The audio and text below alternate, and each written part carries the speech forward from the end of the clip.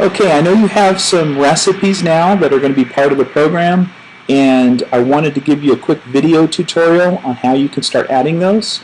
I did provide written documentation in your Evernote training on how to add a recipe, and because the developers are still working on the system, it would be kind of slow for me to walk through every step of it, but I still want to give you an overview in case you want to try to get started.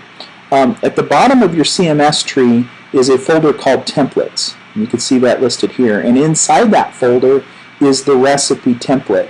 Now what you're going to want to do every time you create a recipe is copy this recipe template, and the reason is it's just a content page with a certain structure to it, but inside it are the nutrition folder and the ingredient folder, and each of those has their list of documents to help fill out the recipe, you know, nutrition, all the calories, fat, etc., and then the ingredients list.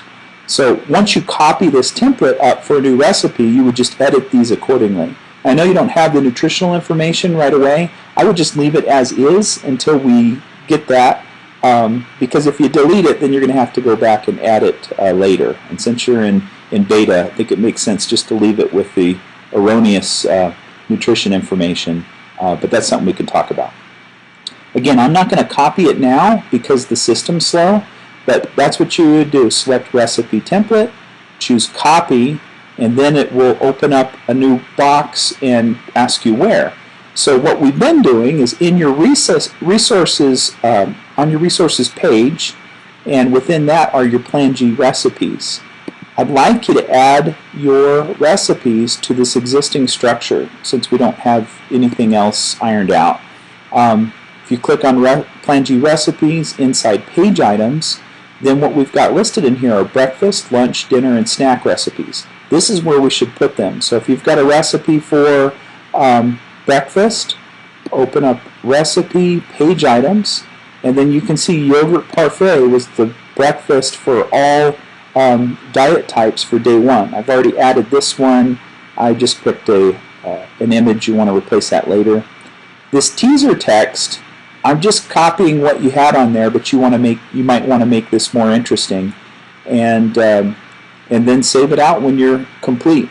Also remember to add your tags down here for your GHP tags. The yogurt, for example, is good for all your diet preferences, so all 3 diet types are listed: fish only, meat, and vegetarian. And then click Save. And by storing these in the right categories, breakfast, lunch, and dinner, it'll allow us to add them to the content library by just linking to them. We won't have to recreate them, and then they'll show up as a daily option. The other thing I recommend doing is choose the type or the category in the subtitle.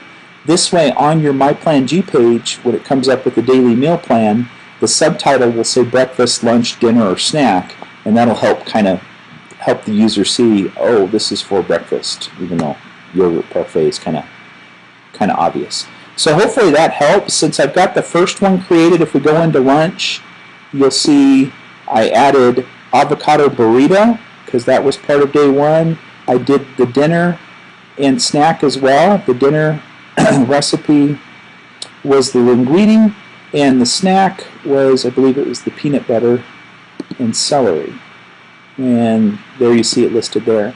So if you want to go through and add day 2, 3, 4, 5 for the whole week and just add them to these categories, then we can link to them for the content library. So hopefully that helps. Follow the written documentation on how to copy the template to the location that you're supposed to. I think you already know how to do it since you added so many of these.